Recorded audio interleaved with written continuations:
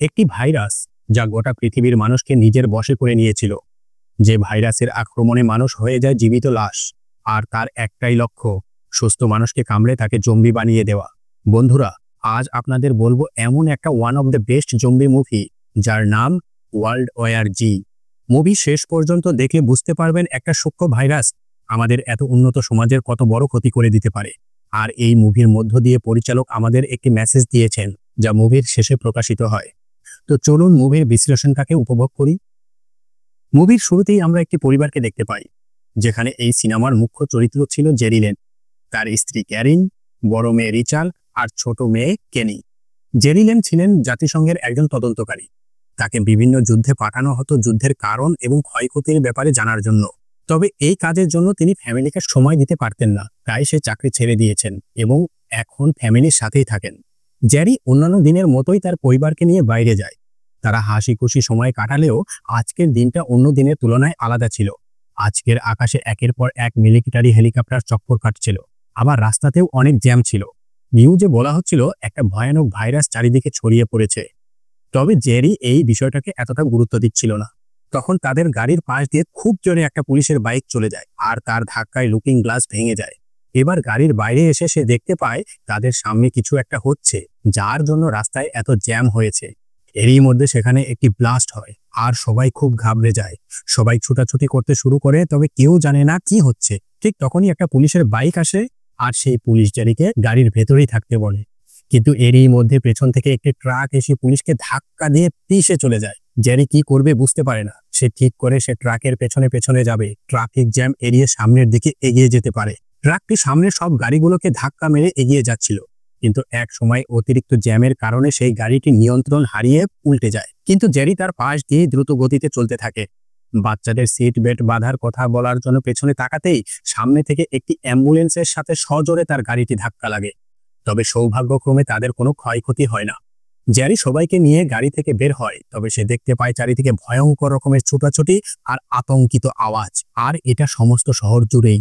এবার দেখা যায় কিছু মানুষ অন্য মানুষদের উপর ঝাঁপিয়ে পড়ছে আর কামড়ে দিচ্ছে। জেরি লক্ষ্য করে গুনে গুনে 12 সেকেন্ড পর কামড় খাওয়া ব্যক্তিটির শরীরে খিঁচুনি দিয়ে ওঠে, আর চোখের মনি সাদা হয়ে সেও আক্রমণাত্মক হয়ে উঠছে। জেরি বুঝতে পারে এখানে থাকলে তারাও আক্রান্ত হবে, তাই তারা একটি ট্রাকে চড়ে সেখান থেকে পালাতে থাকে। তবে এরই মধ্যে জম্বিরা তাদের গাড়িতে হামলা করলে জেরি কোনো মতে তাদের থেকে নিজেদেরকে রক্ষা করে শহর থেকে বেরিয়ে আসে। বিষয়টা হচ্ছে, এই শহরে একটা ভাইরাস ছড়িয়ে পড়েছে, যেটি আক্রান্ত ব্যক্তির মস্তিষ্ককে মাত্র 12 সেকেন্ডের মধ্যে নিজের কন্ট্রোলে নিয়ে নেয়। তখন সেই ব্যক্তি সামনে থাকা যে কোনো সুস্থ মানুষকে কামড়াতে শুরু করে। তার সামনে নিজের পরিবারের লোক থাকলেও সেটা ভুলে যায়। তারা জীবিত মানুষের মতো চলাফেরা করতে পারলেও তাদের একমাত্র উদ্দেশ্য থাকে সুস্থ মানুষকে খুঁজে তাকে আক্রান্ত করা। আর এভাবেই ভাইরাসটি দ্রুততার সাথে তার বিস্তৃতি ঘটাচ্ছে। রিচালের আগে থেকেই হাঁপানি রোগ ছিল। এই আকস্মিকতায় তার শ্বাসকষ্ট শুরু হয়। জেরি গাড়ি সাইডে থামিয়ে রিচালের কাছে যায় তাকে শান্ত করতে। এ সময় জেরিকে ফোন করে তার বন্ধু হ্যারি, যে আমেরিকার আর্মির সাথে কাজ করত। জেরি জানতে চায় শহরে এসব কি হচ্ছে, কিন্তু হ্যারি বলে সে এখনো কিছুই বুঝে উঠতে পারেনি। তাদের কাছেও এই ভাইরাসের বিষয় একদম নতুন ছিল। জেরি জানায় তারা উত্তর দিকের পথ ধরে এগোচ্ছে। হ্যারি বলে সেখানে তাদের নিজেদেরকে সুরক্ষিত অবস্থায় রাখতে, যতক্ষণ পর্যন্ত না তারা হেলিকপ্টার পাঠাচ্ছে তাদের উদ্ধারের জন্য। হ্যারি এটাও বলে যে, আমি বন্ধু হিসেবে তোমাকে বাঁচাচ্ছি, বিষয়টা এমন নয়, তোমাকে আমাদের প্রয়োজন। মেয়ের ইনহেলারটা তাদের আগের গাড়িতেই রয়ে গেছে, তাই নতুন ইনহেলার কিনতে তারা একটি শপিং মলের কাছে যায়। কিন্তু সেখানে এক প্রকার লুটপাট চলছিল। তারা সব খাবার দাবার চুরি করে নিয়ে যাচ্ছিল। চারিদিকে ক্রাইম হচ্ছিল, আর পুলিশও কিছু করছিল না। ক্যারিন তার প্রয়োজনীয় সামগ্রী নিতে থাকে, আর জেরি তার মেয়ের জন্য মেডিসিন। এ সময় দুজন বখাটে ক্যারিনকে আক্রমণ করে। জেরি চলে আসলে তাদের একজন গুলি চালিয়ে দেয়, আর পাল্টা গুলি চালাতেই তাদের একজন সেখানেই মরে যায়। এ সময় সেখানে একজন পুলিশকে আসতে দেখে জেরি ভয় পেয়ে যায়, কিন্তু পুলিশ তাদের দিকে নজর না দিয়েই সেও নিজের মতো প্রয়োজনীয় সামগ্রী নিতে থাকে। জেরি পরিবারকে সহ বাইরে এসে দেখে তারা যে গাড়িতে এসেছিল সেটি সেখানে নেই। এবার ক্যারন একটি বিল্ডিংকে দেখিয়ে দিলে জেরি তাদেরকে নিয়ে সেখানে যেতে থাকে, আর ফোনে হ্যারিকে লোকেশন জানায়। হ্যারিও বলে সকালের মধ্যেই তারা তাদেরকে সেখান থেকে সুরক্ষিত বের করে নিয়ে আসবে। জেরিরা বিল্ডিংয়ে ঢুকতেই জম্বিরা তাদেরকে আক্রমণ করে। জেরি কোনো মতে গেট বন্ধ করে উপরে উঠে যায়। এদিকে জম্বিরাও গেট ভেঙে উপরে উঠে আসতে থাকে। এ সময় একটি রুমের ভেতরে আরো একটি পরিবারকে দেখলে তারা সবাই মিলে ওই রুমের মধ্যে নিজেদেরকে আড়াল করে নেয়। রেডিওতে প্রচার হচ্ছিল যে যে যেভাবে পারে নিজেকে সুরক্ষিত জায়গায় যেন রাখে, অন্তত 2 সপ্তাহের জন্য। জেরি আশ্রয়দাতা পরিবারকে জানায় আগামীকাল সকালে হেলিকপ্টার আসবে, আমরা সবাই এখান থেকে বেরিয়ে যাব। কিন্তু তারা বলে সব জায়গাতেই ভাইরাস ছড়িয়ে পড়েছে, আমরা এখানেই নিজেদেরকে সুরক্ষিত রাখব। সকাল হতেই জেরি চাকু সহ টেপ হাতে পেঁচিয়ে হাতকে পুরু করে তোলে, কারণ সে দেখেছিল জম্বিগুলো শুধু হাতেই কামড়াচ্ছে। তারপর তারা ধীরে ধীরে বাইরে বেরিয়ে আসে। এদিকে ওই পরিবারটি যখন দরজাটিকে ভালোভাবে আটকে দিতে যাচ্ছিল, তখনই দরজায় ধাক্কা আসতে থাকে। অন্যদিকে জেরিরাও জম্বির হামলার শিকার হয়। তারা দ্রুত ছাদে উঠতে থাকে। আসলে এসব জম্বিরা শব্দকে অনুসরণ করে ও গন্ধ শুকে শিকার খুঁজতে থাকে। তারা যখন ছাদে পৌঁছেই গেছে, সেই সময় এক জম্বি জেমির হাতে কামড়ে দেয়। ঠিক তখনই ওই আশ্রয় দেওয়া পরিবারের একমাত্র বেঁচে থাকা ছোট ছেলেটি জেরিকে উদ্ধার করে। জেরি ছাদে উঠেই সরাসরি কিনারায় গিয়ে দাঁড়ায়। যদি তার মধ্যে ভাইরাস সংক্রান্ত হয়ে পড়ে তাহলে সে ছাদ থেকে লাফ দেবে, কিন্তু 12 সেকেন্ড পর সে নিজেকে সুরক্ষিতই দেখতে পায়। এ সময় উদ্ধারকারী হেলিকপ্টার চলে এসেছে। অন্যদিকে জম্বিরাও ছাদে উঠে এসেছে, তাই জেরি তাদেরকে হেলিকপ্টারে উঠতে বলে ছাদের দরজা আটকে রাখে। শেষ মুহূর্তে সে দরজা ছেড়ে দিয়ে হেলিকপ্টারে উঠে পড়ে, আর জম্বিগুলো দলে দলে বেরিয়ে আসতে থাকে। সুস্থ মানুষকে ধরার নেশায় তারা ছাদ থেকে পর্যন্ত লাফ দেয়। তাদের সাথে উদ্ধার হয় ওই আশ্রিত পরিবারের একমাত্র বেঁচে থাকা সন্তান। হেলিকপ্টারটি এসে নামে সমুদ্রে থাকা একটি যুদ্ধ জাহাজে। সেখানে ছিল বন্ধু হ্যারি। তার পরিবারকে থাকার জন্য একটি ক্যাবিনের ব্যবস্থা করে দেয়। সে জানায় আমেরিকার প্রেসিডেন্ট মারা গেছে, পুরো আমেরিকার কোথাও কোনো সুরক্ষিত জায়গা নেই, তাই এখন এই নেভির জাহাজটাই একমাত্র সুরক্ষিত। তবে এখানে থাকার জায়গা খুবই কম। যারা আমাদের কোনো কাজের না, তাদের ফ্যামিলিকে থাকার অনুমতি দেওয়া হচ্ছে না, তাদের ফেরত পাঠিয়ে দেওয়া হচ্ছে। এবার ওখানে থাকা এক আর্মি অফিসার জেরিকে বলে, তোমাকে আমাদের হয়ে কাজ করতে হবে, তোমাকে সাউথ কোরিয়ায় যেতে হবে, আর এই ভাইরাস কিভাবে ছড়িয়েছে সেটা জানতে হবে, কারণ সাউথ কোরিয়াতে জঙ্গি ভাইরাসের প্রথম কেস ধরা পড়েছিল। এখানে তাদের সাথে একজন ইয়ং সায়েন্টিস্টও ছিল। তিনি জানান, এই সায়েন্টিস্টই হলো আমাদের শেষ ভরসা। মনে রাখবেন, এনাকেই ভাবা হচ্ছে শেষ ভরসা। যদি আমরা কোনোভাবে জানতে পারি এই ভাইরাস কিভাবে ছড়িয়েছে, মানে কিভাবে ভাইরাসের সৃষ্টি হলো, তাহলে এই ভাইরাসের ঔষধ বের করে নিতে পারবো। তবে জেরি সাউথ কোরিয়ায় যেতে রাজি হয় না, কারণ এই মুহূর্তে কোরিয়াতে যাওয়ার মানে হলো জেনে শুনে মৃত্যুর কাছে যাওয়া। তখন ক্যাপ্টেন বলে, এই জাহাজে তুমি এখন যতজনকে দেখছো সবাই কোনো না কোনো গুরুত্বপূর্ণ কাজে নিয়োজিত। যারা কাজের না, তারা এই জাহাজে থাকতে পারবে না, আর তাদের ফ্যামিলির তো প্রশ্নই ওঠে না। উপায় না পেয়ে নিজের পরিবারকে বাঁচাতে জেরি এই সুইসাইড মিশনে যেতে রাজি হয়। জেরি যেন শেষবারের মতো পরিবারের সবাইকে বিদায় জানিয়ে বেরিয়ে পড়ে। তারা সবাই একটি প্লেনে করে কোরিয়ার উদ্দেশ্যে রওনা হয়। তাদের সাথে কয়েকজন স্পেশাল কমান্ডার ছিল। তাদের সুরক্ষার জন্য প্লেনটি কোরিয়ার এয়ারপোর্টে পৌঁছায়, কিন্তু প্লেন থামার সাথে সাথে সেখানে একদল জঙ্গি তাদের উপর হামলা করে দেয়। আর সেই সায়েন্টিস্ট, যে তাদের শেষ ভরসা ছিল, সেও দৌড়াতে গিয়ে পড়ে যায় আর নিজের বন্দুকের গুলিতেই মারা যায়। মানে দলের সবচেয়ে বেস্ট প্লেয়ারটাই মাঠে নামতেই আউট। তবে এরই মধ্যে সেখানে কিছু আর্মি চলে আসে এবং বাকি কয়েকজন কমান্ডারকে বাঁচিয়ে নেয়। তারা সেখানে থাকা একটি বাংকারে এসে পড়ে। এই বাংকারটি আগে একটি মেডিকেল ফ্যাসিলিটি ছিল, আর কোরিয়ার এই মেডিকেল ফ্যাসিলিটিতেই প্রথম জম্বি কেস ধরা পড়েছিল। জেরিকে জম্বি ভাইরাসের বিষয়ে জিজ্ঞাসা করে। যেহেতু সেই ইয়ং সায়েন্টিস্ট মারা গিয়েছিল, তাই জেরিকেই এখন এই ভাইরাস থেকে বাঁচার একটি উপায় বের করতে হবে। আর্মি অফিসার জেরিকে একটি জেলের মতো জায়গায় নিয়ে যায়। সেখানে অনেকগুলো মৃত লাশ পড়েছিল, তাদেরকে পুড়িয়ে ফেলা হয়েছিল। আর্মিরা জানায়, এই জম্বিগুলো শব্দ শুনে ক্ষেপে যায়, আর তারা ক্ষেপে গিয়ে সুস্থ মানুষের উপর আক্রমণ করে দেয়। তাদেরকে গুলি মারলেও কিছু হয় না, তবে মাথায় গুলি করলে তারা মারা যায়। তাও আমরা শিওর হওয়ার জন্য এদেরকে মারার পর আগুনে পুড়িয়ে ফেলি। তারা আরও বলে যে এখানে কিছুদিন আগে এক মৃত সৈনিককে নিয়ে আসা হয়েছিল। সে টানা 1 মাস নিখোঁজ ছিল। একজন ডাক্তার তখন তার মৃত শরীর পরীক্ষা করতে যায়, তখন সৈন্যটি জীবিত হয়ে ওঠে আর সেই ডাক্তারকে কামড়ে দেয়। আর এভাবেই একে একে সব জম্বি হয়ে যায়। জেরি বুঝতে পারে এই ইনফরমেশন তার জম্বি ভাইরাসের টিকা তৈরি করতে পারবে না। তখন তার চোখ পড়ে ওখানে থাকা একটি আর্মির উপরে, যার পা খোঁড়া ছিল। জেরি তখন জিজ্ঞাসা করে, এটা কি জম্বির কামড়ে হয়েছে? সেই আর্মি অফিসার জানায়, না, এটা আমার অনেক আগের সমস্যা। তবে আমি অনেক লাকি, কারণ এই ঘরের জম্বিগুলো অন্য সকলদের আক্রমণ করছিল, কিন্তু সে মাঝখানে থাকার পরেও কোনো জম্বি তাকে স্পর্শ পর্যন্ত করেন। জেরি বুঝতে পারে কিছু একটা আছে, যার কারণে জম্বিগুলো কিছু মানুষকে আক্রান্ত করে না বা তাদের উপর আকৃষ্ট হয় না। তখন ওখানে একজন বন্দি লোককে দেখা যায়। জেরি জানতে পারে এই লোকটি হলো CIA এর একজন এজেন্ট, কিন্তু সে উত্তর কোরিয়ায় অস্ত্র বিক্রি করতে গিয়ে ধরা পড়ে। সেই বন্দি লোকটি জেরিকে বলে, নর্থ কোরিয়া এই জম্বি ভাইরাস থেকে বাঁচার উপায় বের করে নিয়েছে। জেরি তখন জানতে চায় কিভাবে। তখন লোকটি বলে নর্থ কোরিয়ার সরকার দেশের সব মানুষের দাঁত তুলে নিয়েছে, তাও 24 ঘন্টার মধ্যেই। আর দাঁত না থাকলে তারা কিভাবে কামড়াবে? নর্থ কোরিয়ার শাসক ছিল স্বৈরাচারী, তাই তারা নিজেদের নাগরিকদের উপর অনেক ধরনেরই অত্যাচার করত। লোকটি আরও বলে যে ইসরায়েল এই জম্বি ভাইরাসের কথা অনেক আগে থেকেই জানতো, তাই তারা নিজেদের দেশের চারপাশে অনেক বছর আগে থেকেই দেয়াল তুলে দিয়েছিল। তাই তুমি ইসরায়েলে যাও, আর ওখানে গেলেই ভাইরাসের ব্যাপারে জানতে পারবে। এবার জেরি সিদ্ধান্ত নেয় তারা ইসরায়েলে যাবে। তারা সবাই রাতের আধারে একদম আওয়াজ না করে এগিয়ে যাচ্ছিল। তাদের প্ল্যান ছিল প্রথমে প্লেনে জ্বালানি ভরবে, এরপর জেরি এবং কয়েকজন সৈনিক ইসরায়েলের জন্য বেরিয়ে পড়বে। নিঃশব্দে প্লেন পর্যন্ত তাড়াতাড়ি পৌঁছানোর জন্য তারা সাইকেল ব্যবহার করে। কিন্তু ঠিক তখনই জেরির কাছে থাকা ফোন বেজে ওঠে। অনেক সময় ধরে জেরির খোঁজ না পেয়ে তার ওয়াইফ ক্যারিন তাকে কল করেছিল, তবে সেই আওয়াজে সব জঙ্গিগুলো সক্রিয় হয়ে যায় আর তাদের উপর হামলা করে দেয়। জেরি কোনো মতে প্লেনে উঠতে পারে। ওখানে থাকা ওই আর্মি কমান্ডারকে জম্বি কামড়ে দেয় আর সে নিজেকেই মেরে ফেলে। তবে সেই জম্বিগুলো এবার প্লেনেও উঠে পড়েছিল। তখন বুদ্ধি করে প্লেনের মুখ উপরের দিকে করে দেয় আর সবগুলো জম্বি প্লেন থেকে নিচে পড়ে যায়। প্লেন এবার ইসরায়েলের অভিমুখে চলতে থাকে। জেরি ক্যারিনকে ফোন করে। হায় রে, এক দুশ্চিন্তা দূর করার মাধ্যমে এই ফোন, যার খেসারত দিতে হলো কোরিয়ার এক কমান্ডারকে। যা হোক, তারা যখন কথা বলছিল সেই সময় প্লেন থেকে দেখা যায় কোনো এক স্থানে পারমাণবিক বোমা বিস্ফোরিত হয়েছে, যার প্রভাবে জেরির প্লেনেও ঝাঁকুনি লাগে।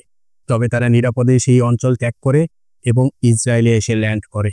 সেখানে থাকা একজন ইন্টেলিজেন্স সিকিউরিটি হেড পার্সনের সাথে কথা বলে জেরি। সেই লোকটি জানায়, আমরা জানি না এই ভাইরাস কিভাবে ছড়িয়েছে বা এই ভ্যাকসিন কিভাবে তৈরি করা যাবে, তবে কয়েক বছর আগে ইন্ডিয়ায় এইরকম একটা কেস সামনে এসেছিল। তখন আমরা সতর্ক হয়ে যাই আর কোনো রকম রিস্ক না নিয়ে জেরুজালেমের চারিদিকে বিশাল দেয়াল তুলে দিয়েছি। সেই লোকটি জেরিকে নিয়ে জেরুজালেমের সেই দেওয়ালের কাছে আসে। জেরি দেখে এখনো অনেক লোকজন জেরুজালেমে ঢুকছে। এটা দেখে অবাক হয়ে যায়, কারণ এখানে ভুল করেও যদি একটি জঙ্গি চলে আসে তাহলে ইসরায়েলের সব পরিশ্রমই ব্যর্থ হয়ে যাবে। তবে সেই লোকটি বলে, জঙ্গির সংখ্যা কম করতে হলে আমাদেরকে যথাসম্ভব জীবিত মানুষদের রক্ষা করতে হবে। দেয়ালের এপাশে অনেক সুস্থ মানুষ ছিল, কিন্তু অপর পাশে লক্ষ লক্ষ জঙ্গি ছিল, যারা দেয়ালের চারিদিকে ভিড় করেছিল। তবে তারা চুপচাপ ছিল, কোনো আওয়াজ না পেলে জঙ্গিগুলো চুপচাপ থাকে। এদিকে ভেতরে যে লোকগুলো ছিল তারা ভেতরে আসতে পারার আনন্দে সবাই নিজের নিজের ধর্মের গান গাইতে থাকে। তখনই একটা মেয়ে হাতে মাইক তুলে নেয় আর জোরে জোরে তার ধর্মের গান গাইতে থাকে। এই আওয়াজ এতটাই তীব্র ছিল যে বাইরে থাকা জম্বিগুলো উত্তেজিত হয়ে যায়। সকল জম্বিরা একসাথে ছুটাছুটি করতে শুরু করে, যেন তাদের একটাই উদ্দেশ্য যে দেয়াল টপকিয়ে ওপাশে প্রবেশ করতে হবে। তারা অসম্ভব তীব্রতার সহিত দেয়াল বেয়ে উপরে উঠতে থাকে। তারা একজনের ঘাড়ে আরেকজন উঠে দেওয়াল বাইতে শুরু করে। জেরি বুঝতে পারে কিছু একটা হচ্ছে, এটা ঠিক না। সে ওই মাইক বন্ধ করতে বলে, কিন্তু ততক্ষণে দেয়াল বেয়ে জম্বিরা উপরে উঠে পড়ে আর তারা এবার ওখান থেকে ঝাঁপ দিয়ে নিচে পড়ে। তারা শরীরের যেখানেই আঘাত পাক না কেন, মাথায় আঘাত না পাওয়া পর্যন্ত তারা মরে না। তাই এবার তারা সুস্থ মানুষদের উপর আক্রমণ করতে থাকে। সৈন্যরা গ্রাউন্ড থেকে, হেলিকপ্টার থেকে জম্বিদের মারতে থাকে। তবে তাদের সংখ্যা এতই বেশি ছিল যে তারা কোনোভাবেই তাদের কাছে টিকতে পারে না। আর কয়েক মুহূর্তের মধ্যেই ওই জায়গাটি জম্বিদের কন্ট্রোলে চলে যায়। যে ইসরায়েলকে আমরা এত শক্তিশালী হিসেবে বিশ্ববাসী চিনি, তারাও মুহূর্তের মধ্যেই পরাজিত হয়ে যায়। জেরিরা কয়েকজন আর্মি সহ সেখান থেকে পালিয়ে যাওয়ার চেষ্টা করে, কিন্তু জম্বিরা তাদেরকেও তাড়া করে।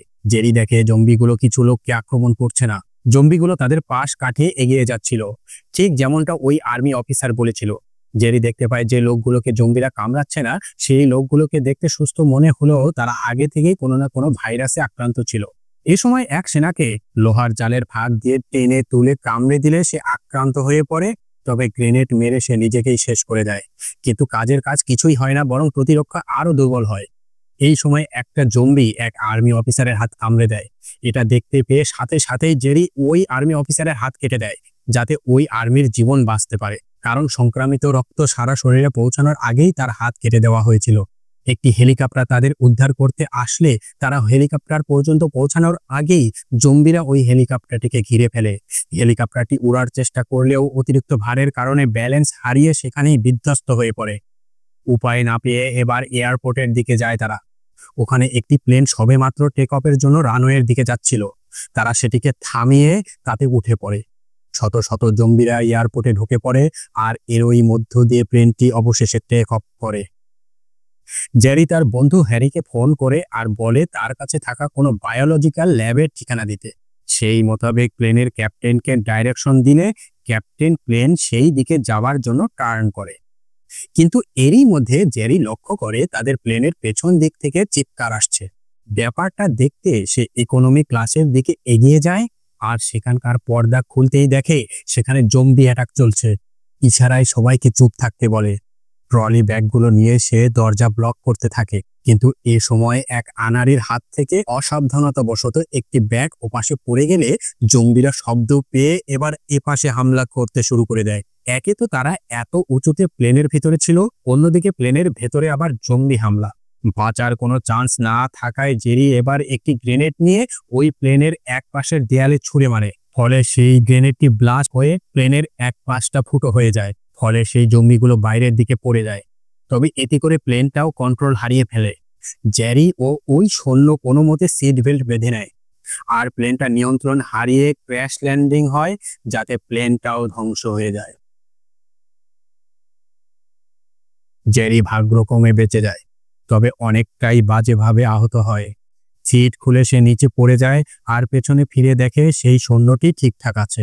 ওই অবস্থাতেই তারা একে অপরকে জড়িয়ে ধরে চলতে থাকে, আর এক সময় তারা ওই ল্যাবরেটরিকেও দেখতে পায়, যার উদ্দেশ্যেই তারা আসছিল। গেটের কাছে আসতেই জেরির যেন ধৈর্য শক্তি শেষ হয়ে যায়, সে সেখানে অজ্ঞান হয়ে পড়ে। এদিকে টানা 3 দিন জেরির কোনো খোঁজ না পাওয়ায় শিপের অফিসাররা ধরে নেয় সে আর বেঁচে নেই।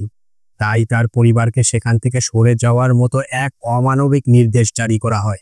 হ্যারি না চাইলেও তার আর করার কিছুই থাকে না। ক্যারিনও এই নিষ্ঠুর বাস্তবতাকে মেনে নিয়ে চুপচাপ অনিশ্চিত গন্তব্যের পথে রওনা হয়। এদিকে 3 দিন পর জ্ঞান ফিরে পেয়ে জেরি নিজেকে স্ট্রেচারে বাঁধা অবস্থায় দেখতে পায়। তখন জেরি নিজের পরিচয় দেয়, আর হ্যারিকে ফোন করে জানায় যে সে জীবিত আছে। তবে সে জানতে পারে তার পরিবার সুরক্ষিত নয়, তার পরিবারকে অন্য জায়গায় পাঠিয়ে দেওয়া হয়েছে। এটা শুনে সে অনেকটাই হতাশ হয়ে পড়ে। তবে এরপর জেরি ওখানে থাকা সব ডাক্তারকে বলে যে সে লক্ষ্য করেছে ইসরায়েলে কিছু মানুষের উপর জঙ্গি আক্রমণ করছে না, আর তার ধারণা ওই লোকগুলো কোনো না কোনো রোগে অসুস্থ ছিল, তাই জঙ্গিগুলো তাদের উপর হামলা করছে না। তখন ডাক্তাররাও জানায় যে হ্যাঁ, এটা সত্যি হতে পারে, কারণ কিছু ভাইরাস এমনও আছে যে যারা অসুস্থ মানুষের উপর আক্রমণ করে না। তবে এমনটা হলে পৃথিবীর সবাইকে আমাদেরকে অসুস্থ করে দিতে হবে? তখন জেরি বলে না, আমরা আমাদের শরীরে কোনো ক্ষতিকর রোগ দেব না, বরং এমন রোগ দেব যাতে আমাদের শরীরের কোনো ক্ষতি হয় না, অথচ জম্বিরা আমাদেরকে অসুস্থ ভাববে এবং আক্রমণ করবে না। কিন্তু তার আগে আমাদেরকে পরীক্ষা করে দেখতে হবে যে এই প্ল্যানটা আদৌ কাজ করছে কিনা। তখন ডাক্তাররা জানায় যে চেম্বারে সব ক্ষতিকর রোগ জীবাণুগুলো রয়েছে সেখানে থাকা সব ডাক্তাররাই জম্বি হয়ে গেছে। এরা সবাই আমাদের ল্যাবের সায়েন্টিস্ট ছিল, কিন্তু কিছুদিন আগেই তারা সবাই আক্রান্ত হয়েছে। তবে এদের কাছে এটাই একমাত্র রাস্তা ছিল সবাইকে রক্ষা করার জন্য। জেরির সাথে আরো 2 জন যোগ হয়ে তারা ওই জম্বি ভর্তি ভ্যাকসিন রুমের দিকে এগোতে থাকে। একটু সামনে এগোতেই তারা এক রুম ভর্তি জম্বিদেরকে দেখতে পায়, কিন্তু কোনো রকমে তাদেরকে ফাঁকি দিয়ে সেই জায়গায় সামনে চলে আসে। তবে তাদেরকেও একের পর এক বাধার সম্মুখীন হতেই হয়। আবার জম্বিরাও একটু আওয়াজ পাওয়ার সাথে সাথে উত্তেজিত হয়ে পড়ে। তাদের থেকে বেশিক্ষণ আড়ালে থাকা সম্ভব হয় না। জম্বিরা ঝাঁক বেঁধে তাদের উপর আক্রমণ করতে শুরু করে, তবে জেরিও কৌশলে তাদেরকে ট্র্যাপে বন্দী করে। অপরদিকে জেরির অপর 2 সাথীরা বরাবরের মতোই আনাড়ির মতো জম্বিদের চোখের সামনে পড়ে যায়। উপায়ন্ত না পেয়ে তারা সুরক্ষা রুমের দিকে ফিরতে থাকে এবং প্রাণপণ চেষ্টা করে কোনো রকমে তারা রুমে প্রবেশ করে। এদিকে জেরিও তার কাঙ্ক্ষিত ল্যাবে পৌঁছে যায়। কন্ট্রোল রুম থেকে ডোর লক 56964 বললে সেটা দিয়ে সে ডোর লক খোলে। সেখানে থাকা প্রয়োজনীয় ভ্যাকসিনগুলো সংগ্রহ করে পেছনে ঘুরতেই দেখে একটি জম্বি সেখানে দাঁড়িয়ে আছে। আর এখন যেহেতু জম্বির সাথে লড়াই করার মতো তার কাছে কোনো অস্ত্র নেই, তাই সে সিদ্ধান্ত নেয় এক ভয়ঙ্কর এক্সপেরিমেন্টের। এদিকে সায়েন্টিস্টরা বলতে থাকে সে যদি বাম পাশের কোনো একটি ভ্যাকসিন নিজের শরীরে নেয় সে সেখানেই মারা যাবে, আর ডান পাশেরটা আদৌ জম্বিদের বিরুদ্ধে কাজ করবে কিনা তা তাদের জানা নেই। এবার সে সম্পূর্ণ ভাগ্যের উপর নির্ভর করে একটি ভ্যাকসিন তার নিজের শরীরেই পুশ করে। বেশ কিছুটা সময় কাটার পর সে ফাইনাল সিদ্ধান্ত নেয় জম্বির সামনে দিয়ে বেরিয়ে আসা। দরজা খোলার সাথে সাথে জম্বি জেরির মুখোমুখি এসে দাঁড়ায়, কিন্তু সে আর জেরিকে আক্রমণ করে না। সে বাইরে বেরিয়ে আসে, ফ্রিজার থেকে একটি কোল্ড ড্রিঙ্কস খেয়ে সুইচ টিপে সবগুলো ক্যান বের করে ফেলে। তার শব্দে জম্বিগুলো উত্তেজিত হয়ে ওই দিকেই দৌড়াতে শুরু করে। আর প্রত্যাশা মতো জম্বিগুলো তার গায়ে ধাক্কা লেগে দৌড়াতে থাকলেও তাকে চিনতেই পারে না। জেরিও ভ্যাকসিন হাতে নির্দ্বিধায় সেই কন্ট্রোল রুমে চলে আসে।